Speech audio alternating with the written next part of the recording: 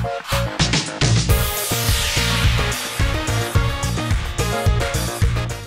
50 ICC की ranking के लिए, ये 50 किंग बनने के लिए, ये 50 लोगों को फुद्दू लगाने के लिए।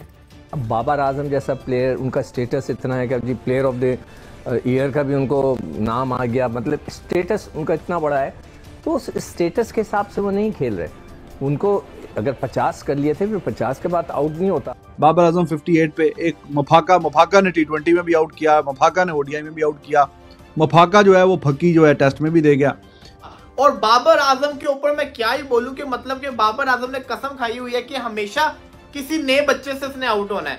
सिर्फ उसके स्कोर ना देखिए आप, the way he is getting out, ये सारा निकाल के देखिए, आपको सारा पता लग जाएगा। ये है हमारे बाबर आजम, ये हमारे कागज के किंग। जब बाबर आउट हो गया, रिजवान की क्या दिमाग दही लेने गया हुआ था कि रिजवान आगे बढ़ के ये वाली शॉट खेल रहा है।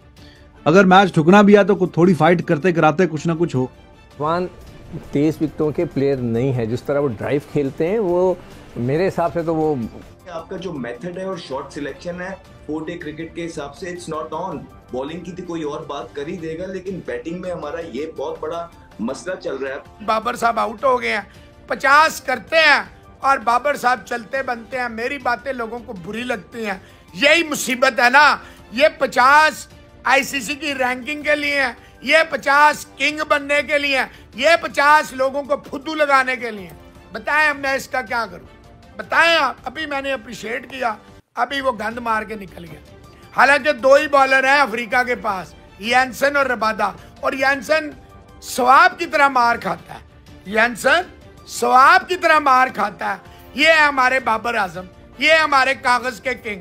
वो इमाम भी आ रहा है, ये सारे स्टैट पैड लिखे, वो सैम अयूब को इंग्लैंड भेज रहे हैं। मोहसिन नकवी साहब, ये जो आपने इधर उधर से इकट्ठे किए ना लिफाफे, मेहरबानी करें पाकिस्तान पे रहम करें और मेहरबानी कर दें। बस इतना कहूंगा, मेहरबानी कर दें। 302 साथ है, 70 लाइक हैं, कोई बात नहीं। ये अच्छा भला आज आए थे, अच्छा खेल रहे थे, गंद मार दिया। बैट्समैनों को भी मैं ब्लेम करूंगा कि उतने इतने अच्छे रन्स नहीं किए जितने उनको करने चाहिए थे। 50 करके कोई आउट हो जाए। अब बाबर आजम जैसा प्लेयर, उनका स्टेटस इतना है कि जी प्लेयर ऑफ द ईयर का भी उनको नाम आ गया, मतलब स्टेटस उनका इतना बड़ा है, तो उस स्टेटस के हिसाब से वो नहीं खेल रहे।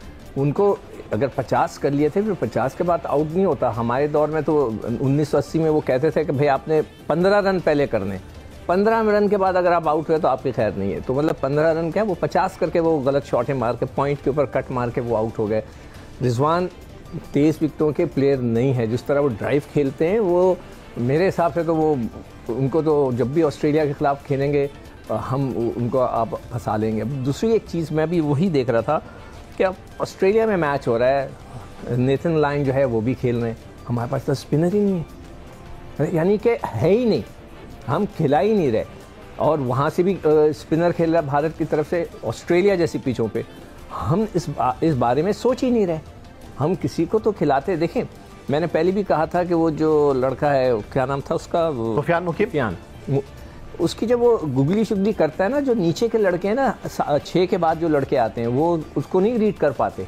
मुसलसल मैं देख रहा था कि शुरू के लड़के तो उनको मार्क्रम वगैरह तो बहुत अच्छा खेल रहे थे, मगर नीचे वाले वो नहीं समझ पा रहे थे जब उसकी गुगली होती थी चाइनामैन के साथ। तो एक लड़के को आप खिलाएं।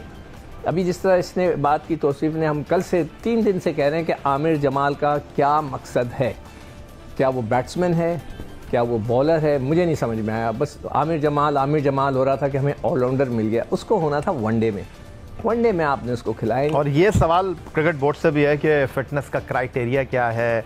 कहीं फ़िटनेस के ऊपर सवालात उठ रहे हैं, कहीं फ़िटनेस को आपने मशरूत किया हुआ है सेंट्रल कॉन्ट्रैक्ट के साथ, जो सेंट्रल कॉन्ट्रैक्ट में नहीं है वो जीत के ज़ामिन बन रहे हैं। मैच तो हमें पता ही है उसका नतीजा क्या है और किस तरफ जा रहा है। वो मैच तो ठुक ही गया, जब 615 रन हो गए मैच तो खत्म हो गया।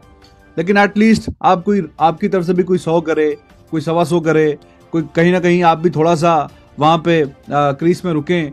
तो खैर वैसी कहानी हुई नहीं। पहले 1 घंटा तो ठीक इन्होंने खेल लिया, उसके बाद बाबर आजम 58 पे, एक मफाका ने T20 में भी आउट किया, मफाका ने ODI में भी आउट किया। मफाका जो है वो फकी जो है टेस्ट में भी दे गया। स्टेज वाज सेट, बॉल कोई बहुत ज्यादा कुछ कर नहीं रही, टू बी वेरी ऑनेस्ट। अपनी बेवकूफ़ी की वजह से ज्यादा आउट हुए। बाबर आजम लेग साइड पे बॉल थी, जाने देता उसको, वो जानबूझ के वहां पे करवा रहा था और वो what he wanted he got it. हल्का सा एज लग गया और कीपर ने कैच पकड़ लिया, फिर आउट होके बाद फिर वही जैसे कल कैप्टन साहब शान मसूद साहब आउट होने के बाद फिर ऐसे ऐसे करते जाते हैं। तो जो अच्छी कुछ बॉल्स थी वो खेली और जो बेकार बॉल थी उस पे आउट होके फिर वापस चलते बने। पहले तो हमारे टॉप के 3 बल्लेबाज शान मसूद, कामरान गुलाम, साउथ शकील ने जो मुंह काला करवाया वो तो अलग साइड पे, लेकिन इतना अच्छे तरीके से बाबर आजम और रिजवान ने प्रेशर को हैंडल किया, डोमिनेट करना शुरू किया, रन बनाने शुरू। पिछली इनिंग्स में उसने 50 मारा, इस इनिंग्स में भी 50 मारा। हालांकि पिछली इनिंग्स के अंदर भी ये उस 50 को 100 में लेके जा सकता था, इस इनिंग्स के अंदर भी ये इस 50 को 150 के अंदर लेके जा सकता था, क्योंकि पिच बहुत ज्यादा सीधा था। और बाबर आजम के ऊपर मैं क्या ही बोलूं कि मतलब कि बाबर आजम ने कसम खाई हुई है कि हमेशा किसी नए बच्चे से इसने आउट होना है। नहीद राणा बांग्लादेश का, मधुशंका लंका का, मतलब कि हमेशा ऐसा ही हुआ है कि बाबर आजम जब भी कोई नया बॉलर आता है बाबर आजम उसका तो और डिसमिसल हो जाता है। और बाबर आजम इस टेस्ट क्रिकेट में बहुत दफा ऐसे आउट हुआ है। ये जो बाबर आजम जिस शॉट पे सॉफ्ट डिसमिसल हुआ है, ये बाबर आजम बहुत दफा ऐसे आउट हुआ है। अच्छा खासा खेलते हुए क्या जरूरत पड़ी हुई थी, लेकिन उसको भी छोड़ो। रिजवान को देखो जरा, इसके दिमाग में सेंस ही नहीं है। अगर बाबर आजम खेल रहा होता तब रिजवान ये शॉट मारता, चलो समझ आती कि सामने एक बंदा खड़ा है। जब बाबर आउट हो गया, रिजवान की क्या दिमाग दही लेने गया हुआ था कि रिजवान आगे बढ़ के ये वाली शॉट खेल रहा है। रिजवान को तो एक एंड संभालना चाहिए था और ये दिमाग में रखना चाहिए था कि हमें पूरा दिन खेलना है, हमें इस टेस्ट मैच को बचाना है। लेकिन रिजवान क्या कर रहा था? रिजवान अन्नेवाह अपनी तरीके से खेल रहा है, शॉट खेल रहा है आगे बढ़ के। भाई साहब क्या आपको होश नहीं है क्रिकेट की? देखिए आपकी टीम का बुरा हाल हुआ हुआ है, 4 विकेटें आपकी गिर गई हुई है और आप किस शॉट को खेलने जा रहे हो और आउट होके चला गया। ये कोई शॉट बनती थी खेलने की? सीनियर खिलाड़ी जब ऐसी शॉट मार के आउट होता है ना, गुस्सा चढ़ता होता है। फिर आगा को मैं क्या ही बोलूं, मतलब कि आगा पाकिस्तान के अंदर हो तो आगा का बल्ला नहीं रुकता। ओडीआई में जब चला तो मुझे लगा कि टेस्ट की सीरीज में भी बड़ी तबाही मचाएगा, फ्लैट विकेट के ऊपर आउट होकर चला। बड़े अरसे से हमारा जो डाउनफॉल है उसका वो चलता आ रहा है। हम लोगों ने पीछे जब से ये कहना स्टार्ट कर दिया ना कि स्पेशली जब से शान बने, क्योंकि वो खुद जो है खुला खेलते हैं, उन्होंने जो डोमेस्टिक में रन्स बनाए थे ना वो खुला खेल के, और जो कप्तान बनता है ना वो फिर अपनी कंफर्ट को आगे देख के चलता है। उन्होंने ये नारा लगवाना स्टार्ट कर दिया, हमने अटैक करना है, और उसमें उस तरह आउट हो रहे हैं जिस तरह टेस्ट क्रिकेट में अगर हम इस तरह आउट हो रहे होते और या मिसबा या कोई और कप्तान होता तो तीसरी इनिंग मिलना मुश्किल हो जाती। आप सिर्फ शान मसूद के कैप्टन जो है ना वो लीड करता है और एग्जाम्पल होता है। आप सिर्फ उसके स्कोर ना देखिए, आप the way he is getting out ये सारा निकाल के देखिए, आपको सारा पता लग जाएगा। मेरे ख्याल से कल भी जो शॉटें मारी हैं, इतनी लंबी फील्डिंग करके थोड़ी सी पैर भी थके हुए लग रहे थे दोनों के, ठीक है। और उसके बाद शान मसूद ने सेम खिंचे हुए बॉल को खुला ड्राइव मारा और उसके बाद साउथ शकील ने भी ऑलमोस्ट सेम शॉट मारा।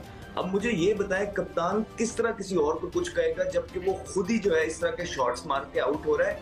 तो बात यही है कि आपका जो मेथड है और शॉट सिलेक्शन है